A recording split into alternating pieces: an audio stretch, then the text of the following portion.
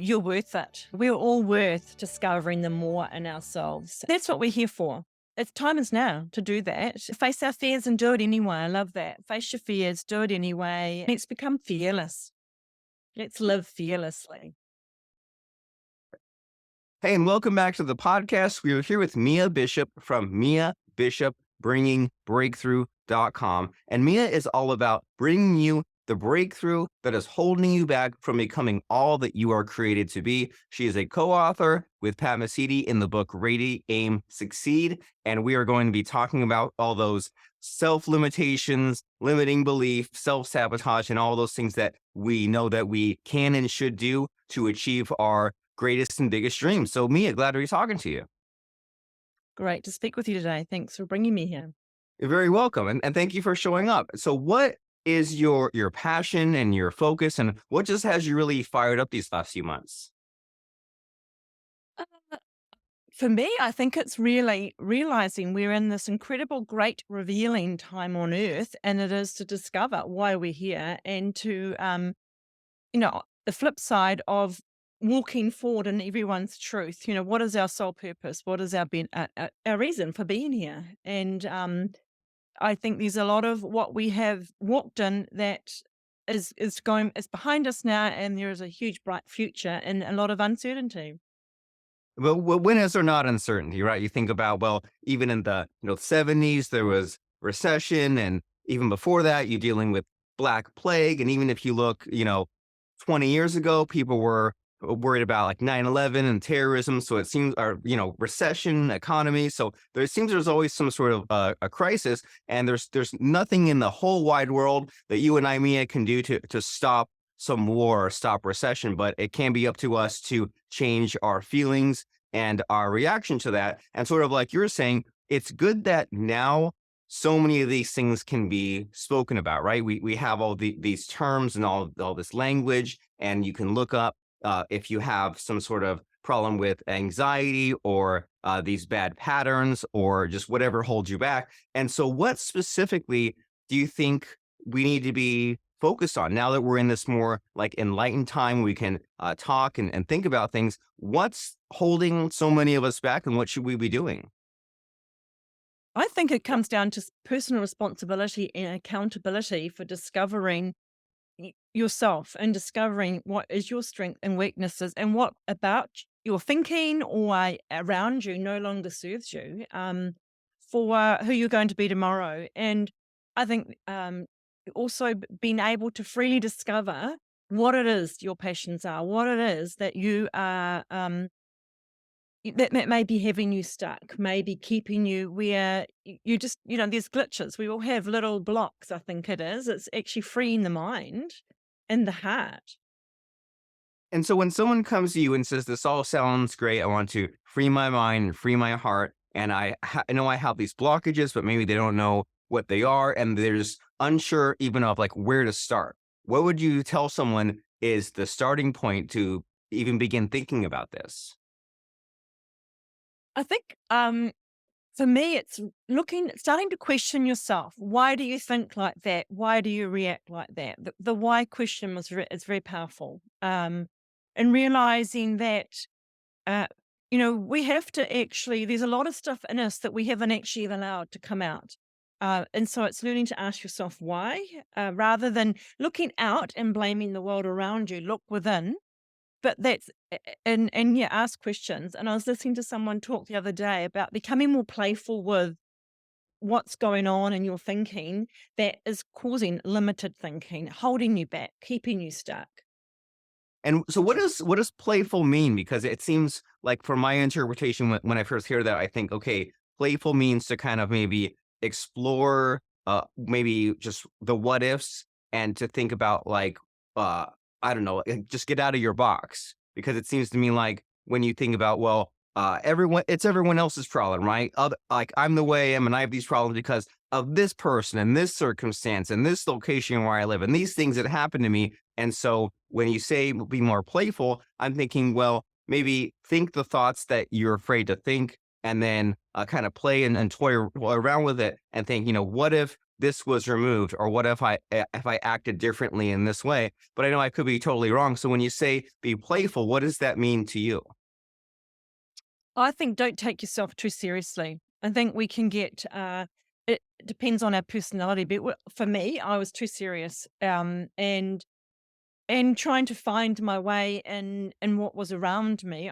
If I became more lighthearted, I became freer, and then I was able to, be comfortable sitting in stillness and learning to actually, um, become more of a observer of my thoughts and realize if a thought was not benefiting who I was. So it's getting clear about who you want to become, and that takes time, and it also takes releasing of old patterns, old thought patterns. So if you become more playful in it, it makes it, I think, less work. I think it happens more naturally. That makes a lot of sense. Where if you take yourself less seriously, then then so many things won't affect you, and you won't be striving for perfection, right? You won't be saying, "Oh, I wish I took that right turn in my car in a better way," or "I wish that conversation I had went so much better." It's like that's in the past. It can't be changed. So I like what you're That's saying there about taking yourself slightly less seriously, so that way you won't sweat the small stuff because yeah, you might be late to that meeting, or some emergency might come up, and what is the point of stressing out about it? Because you said it won't serve you, and just letting like these very small uh just events happening in your life that don't really affect anything else, uh but then if it messes you up so much and it gets you so angry, then it does affect you. And so what were you like a few years ago? Did you personally have to go through some sort of transformation to get to this more less serious place, or have you always been enlightened? no, I was quite a black and white, quite serious person and struggling. I would I'd get frustrated in situations because I could see things that just could be I don't know whether it was the added, perfectionism, but could see things that could be done slightly differently, and it would be a better scenario, and my voice wasn't being heard, possibly the way I was presenting myself, and frustration would kick in. But that's where I became, I started going, why? Why do I think like this? Why do I react like this? And that was really powerful for me because I g- clarity came, and becoming a questioner opened me up to allowing the answers to come my way. Then I had to accept them because they were coming my way, but I also would doubt a little bit, and so it's learning, that information does come, answers do come. That is the truth as we require them. It's whether we receive them is the question that we have to ask ourselves. Are we ready to receive them? And maybe sometimes that takes quite a while to be open to receiving those answers. And so that it's interesting. So you're talking about changing the way that you're thinking. And I was even thinking just a few minutes ago, I was on a walk with my son, and I was thinking that I used to really let many of the what ifs and the worst case scenario, and just like imagining if I have some such and such meeting coming up, I think of all the different possible ways it could go, and just like it keep on just again and again imagining it. And I feel like lately in these last couple of years, at least in my imagination, I'm not sure if I can help the what if thought process, but when I do, it seems like the brightness is turned down, right? And then like the color is turned down. And when I kind of have those, and I know it's unhelpful to think about, well, what maybe this conversation will go this way. And I tell myself I'm anticipating this or that. But when I do, I notice I think about it for a lot less, a shorter period of time. And it's kind of like way, way dimmed down. So I think to myself, well, I can be aware of maybe the possible mistakes or dangers, but I'm not living that as if it's real life. I'm kind of separating the real life from the imagination because it's not helping at all. Yeah. I do think that our past will shape where we are right now, and we've got to think more into the future and have a brighter view. I've had times where I couldn't. I look back now and I go, "Wow, there is an enlightenment that I couldn't quite receive or I noticed it and observed it. Well, everything you look at and it was brighter. And I was like, wow, what's happened? But now as I have grown in my journey, I realized there was transformations in me, but I didn't have knowledge. Often I look back and I can see in the past some incredible things that have happened to me that have got me to where I am today. And that was because I had to open myself up. So I often say to people, what is it you want for your future? Because we're all here to create the future. And it is, it's as long as we can shape it with a bright future rather than a broken part, our broken past shaping that bright future. Does that make sense? Well, yeah, it makes sense in the sense that, well, whatever that bright future is for you, you want to arrive at it. And if you're on this path of just always being negative and pessimistic, what's the chances that you'll arrive at it? Versus if you have that more optimistic mindset and you say, I know there's all this negativity that I could buy into, and these negative thoughts that kind of come naturally, but if I can overcome that, I have a far greater chance of actually getting to that bright future by saying, I'll choose to be positive. I know where I'm headed versus hoping that you'll luck into it. And so when you ask some of these people things like, what bright future do you want for yourself? I'm really curious, like, what are the answers? Like, what was your answer, or what do people tell you as far as like what their dreams are? What do people want to accomplish? Sometimes we haven't even got the ability to dream forward because of where we are. So it's learning to, the gratitude is one of the most powerful things I believe to unlock the ability to start dreaming, becoming grateful for what we've got now, and then allowing ourselves to. There's some really key fundamental words like hope and faith are two really powerful things, but often we need to burn off something about ourselves to actually focus on that, than be so focus on the negativity of where we might be at that point in time. So, what I'm trying to say is that being able to be really grateful for even the tiniest things of where we are now will start unlocking our ability to look forward to a bright future and becoming more clear about what it is that we're not striving for, we're wanting to walk towards, because that classic saying of you go where your energy flows, and what you think about, you create. These things are real. I love it. Whether you think you can or you think you can't, you're right. And Yeah. so you're mentioning this whole idea of burning off the negativity and like unbecoming the unhelpful person, so that way you can become a better person for yourself. And so I'm curious, like, what sorts of things have you personally gone through? Like, what kind of habits or thinking have you had to unlearn? A very good question. So I think the first thing was realizing that we are each, for me, so I'm here to get to know who I am and exactly what I'm here to do. And that isn't something I will work out overnight. It's a process. But realizing there's a lot of what, as I discovered that uh, let me think about what I'm trying to say here.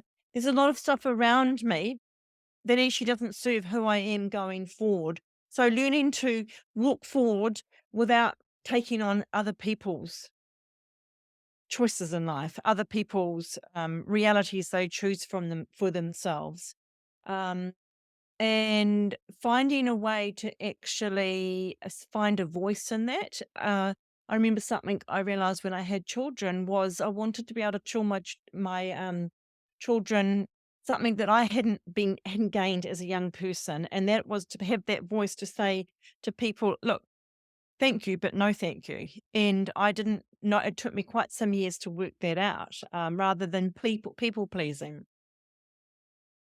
And so what happened? What were you like during that people pleasing phase? Like, is there any like specific like moment or scenario that comes to mind as far as like just to kind of drive the point home of like what was the before picture like for you, and like what didn't you like about yourself and your behavior back then? I think firstly, I wasn't able to speak from my heart and my truth. And then I found myself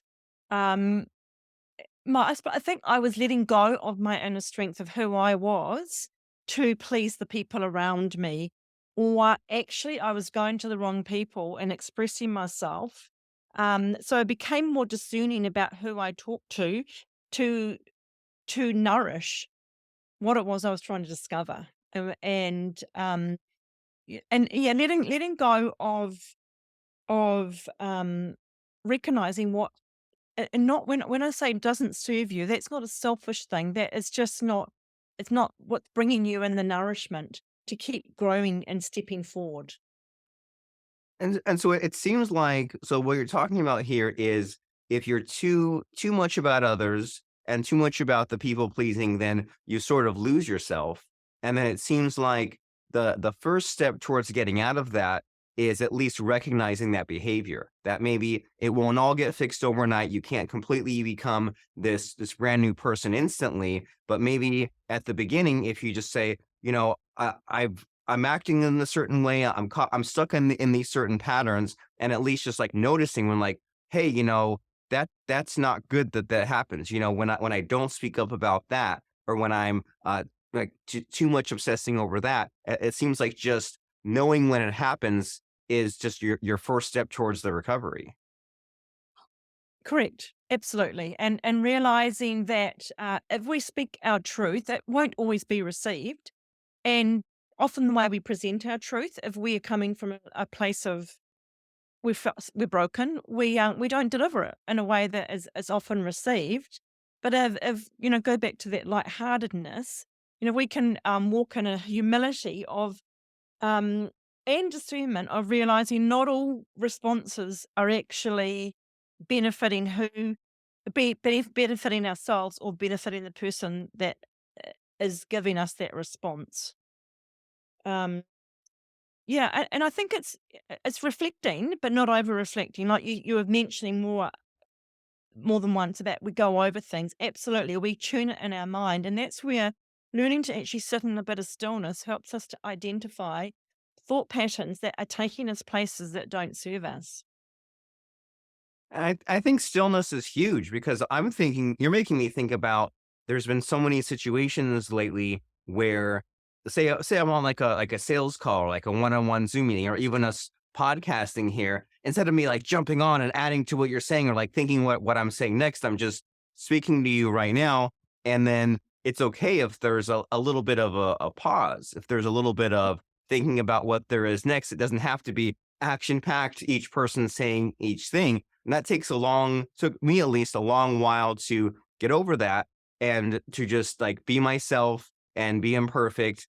And even like, sometimes if I'm hanging out with my wife at home or we're like me and my wife are going on a date, if we're just sitting there and not talking for 20 seconds, it's okay to have somewhat of just a little bit of silence. It doesn't have to be the most witty back and forth conversation that there ever was. And so you and I are having kind of a fun, deep, introspective conversation. And it makes me then think to how does this relate to you and your business and your website and your speaking and everything else that you have going on? How does this then transfer to you helping others? So I suppose we our testimony is a really good example of being able to help people, and I also um would what was I going to say? Sorry, yeah, a testimony is really powerful, and it enables us to connect with people on an empathetic um, through recognizing where they're at and helping us to identify key things that may help them become a little bit unstuck. And what really fascinates me, it comes back to some really basic fundamentals of people's responsibility to go forward. Everyone, it's all our own journeys, but it's also there is forgiveness. Forgiveness is such a powerful thing, and we can forgive those that have done something that have made us go certain paths in life. Or I was talking to someone the other day, and they were asking me, why do I do this? And I said, well, there's some fundamental principles in life that if they haven't been met when we get to adulthood, there's glitches there. That we have to recognize that and be able to forgive something that's happened in our past for us to go forward. Yeah, so for me, it's testimony and just being able to hear people's hearts and encourage and actually allow people's voices to be heard and let them feel recognized in where they're at. And what does that look like? Do you provide like one-on-one help or group training or like what sorts of like activities do you perform in your business? So it's one on one, and then it is, identifying key areas where that person may gain some knowledge or gain some perspective different than what they have right now, and sending them in those directions. There are so many opportunities out there for people, but the main thing is being more like a mentor and a voice and having to, find out the right time to be able to speak into someone's life. Not everyone's ready to have some of the things that you can identify for them. And I can really relate to that, to not yet being ready to receive the advice. And for all we know, someone read your chapter in the Ready Aim Succeed book, or maybe someone is finding us on a podcast because they're not quite yet ready to ask for help. They're just investigating to see what sorts of options are out there. And so when someone gets to the point where they're speaking to you and you're helping them one on one, do you have any interesting, fun, quick stories to share with us about someone who you helped out, who came to you and had some specific issues, and then you work through the forgiveness and the unstuckness. Does anything come to mind as far as just a point A to point B with someone who you helped? Oh, there's so many stories actually. I think I what I'm finding is on that in that one on one is to actually bring humor out and to because if a person is people broken, for example, feeling lost and feeling broken, if you can kind of bring them into laughter and joy, it releases us in a spiritual sense. It can actually free up and allow more openness within their hearts to go forward. So, if I like to try and come back to something that makes them feel free and light, and then and allowing them to unpack themselves. And can you think of what someone usually says as far as what makes them feel more lighthearted and free? Is there like a go-to answer, or is there something common that someone says about like, okay, this brings out my sense of humor? Anything like that? No, not specifically that I can think of. Because everyone's different, and often it's if you're trying to help someone to unlock themselves, you've got to work. Everyone's different, and you've got to look at what's in front of you, and asking questions is really powerful. Asking them the questions, and because sometimes if I ask someone first up, what are you passionate about, and they are feeling quite lost and confused, that is actually really daunting to people. And that can actually, they're full of anxiety, that can make them feel more full of anxiety. So it's helping them unlock to then start discovering. And with your help, digging deep, asking the questions. And I mean, I think that we can all relate to maybe saying different things and then not even realizing what's important. But then if there's someone like you who can listen to our answers, you can like pick up on a thread and say, hey, you Yeah. mentioned that. Let's further go down and figure out how you can feel better and tap in more into the having fun and being a little more whimsical. That way, you're less stressed about the past, less stressed about the future, and it's something that is more enjoyable. And so, we mentioned forgiveness, and you mentioned forgiveness a little bit in your Ready, Aim, Succeed chapter. And there's something that I read recently, and maybe you can help me understand it because it went over my head. They were saying things like, well, if you're feeling if you're feeling like bad about some situation, you just can't let go of the past, then it's probably because you haven't forgiven yourself and you haven't forgiven the other person. And it goes into like all the stuff about like you can forgive someone without them even knowing, right? That you can just like think about it and then and you can let go. And forgiveness does not necessarily mean like apologizing or making amends, but it messed with my brain maybe in a good way. So in these last few minutes of our conversation, can you explain like what you have to say about for this whole forgiveness concept? Because whenever it's discussed in like a psychology perspective, it just completely confuses me. So as far as if someone is struggling with their forgiveness, and you know that if they can figure out a way to forgive, they can unload some of this baggage. What advice do you have in the forgiveness realm? So yeah, forgiveness is an amazing thing, and it is very freeing. And so, I do believe there's different. For us to forgive someone, let me go back a step. So we can't change someone else, but we can only change ourselves.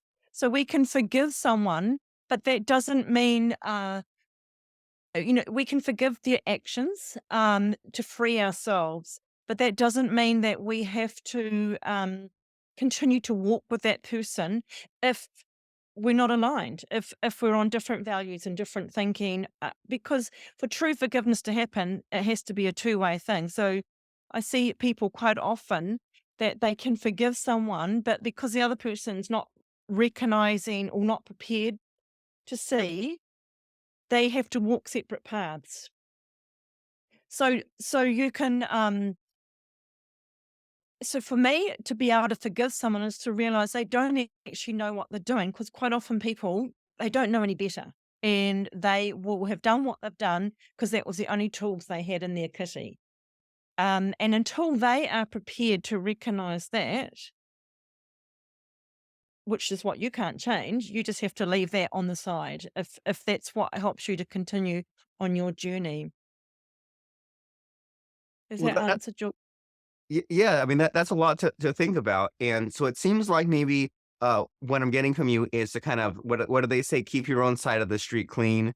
That like you walk the separate paths, and you know maybe you can get the other end of the forgiveness out there, but as long as you can just sometimes things relationship just end right, and sometimes things are just Yeah. done for. And it was also reassuring what you said there as far as if you or that other person did something bad, whatever bad means, hurtful, manipulative, malicious. They were just reacting in the only way they knew how at the time. They had the tools in their toolbox that was available to them. And so it's up to people like you and me to then say, okay, well, now moving forward, now that I've recognized my own mistakes, I'll do better next time. I'll have better tools moving forward.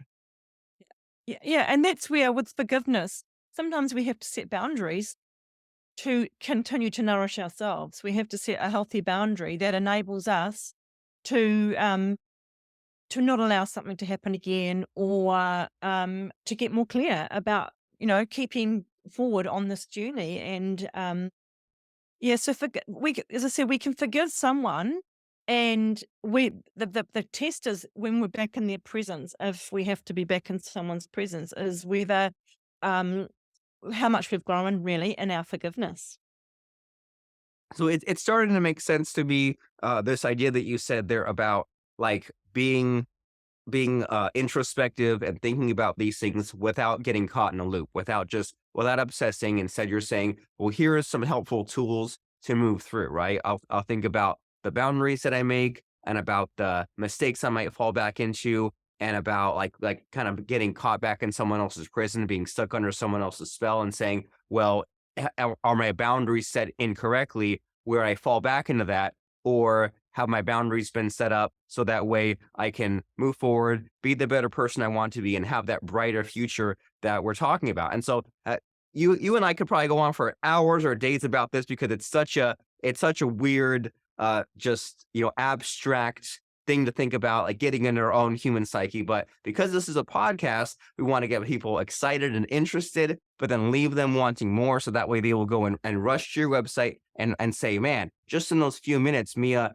said some really profound things that really made me think. But I know that it's a long journey ahead of me to fix some of these things that I think are broken or things I want to improve. So if someone says, okay, I want to check out more of what Mia has to offer, her business, her coaching, her advice, her writing. What's the next step? What's the website? And what will they find there?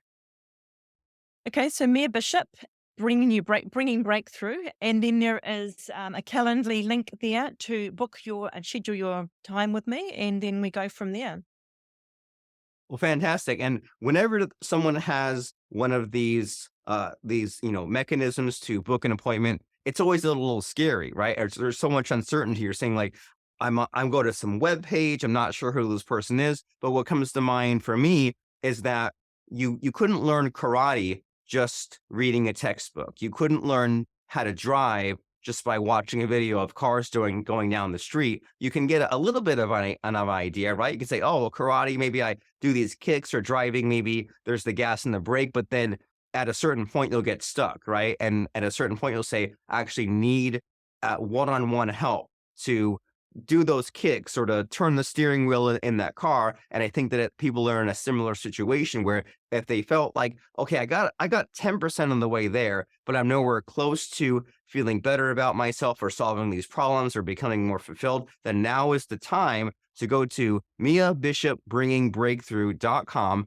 and go to that scheduler and schedule that appointment to have that conversation. Because if you just stay on the sidelines and you keep on researching, studying, learning, that's good for a start. But as far as actually taking action and getting these things resolved, you need to have that one-on-one meeting with Mea. So Mea Bishop bringingbreakthrough.com is the place to go and schedule that appointment. You'll be glad you did. And as we're wrapping up and winding down our conversation here, Mea, it's sort of time to really end in a very strong note and to give people just like one last final morsel nugget to really think about. So, is there anything that comes to mind as far as maybe advice you wish you'd gotten 20 years ago, or something that has stuck with you, either like a saying, a sentence, a lesson, an idea, anything like that?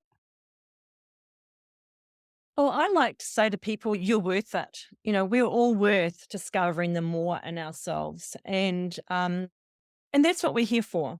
And so it's time is now to do that. And face our fears and do it anyway. I love that. Face your fears, do it anyway, and let's become fearless. Let's live fearlessly.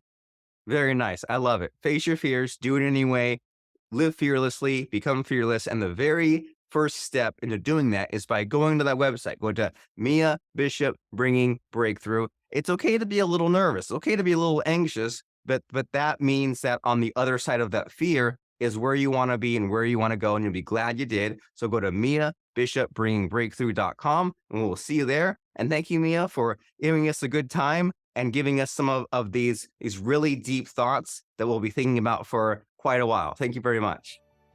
You're welcome. Great time. Thank you.